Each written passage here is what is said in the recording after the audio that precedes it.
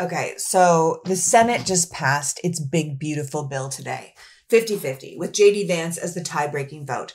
And I have to say, even at my most cynical and most aware of how our government works, I still think I believed something would happen to stop it, right?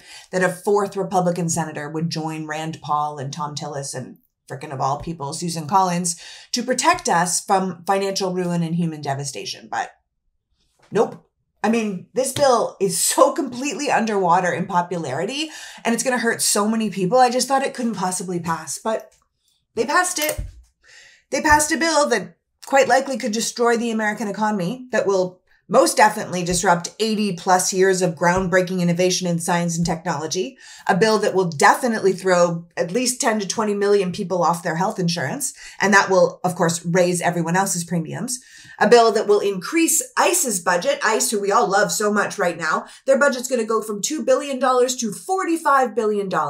So we will have 20 times more untrained masked agents on our street just kidnapping screaming people and throwing them in the concentration camps we're building in Florida or whatever. Or maybe shipping them off to foreign prisons because we're now human traffickers. I don't know. I mean, this budget isn't even remotely balanced, right? Even with all of its cuts, it's going to add $3.5 trillion to the nation's debt. So great. I mean, that will ultimately bankrupt the country and completely destroy the dollar as the currency. But sure, yeah, do that. If I'm being honest, I'm actually feeling kind of emotional about all of this. This bill is an attack by the American government on the American people. The financial cost of this budget is so astonishing, but the human cost, the human cost is going to be incalculable. I actually feel sick. 1 in 4 nursing homes in this country are going to close. Hospitals are going to close. Children are going to starve. Preventable diseases are going to go untreated. Our country's going to become a police state, and just so many lives are going to be lost.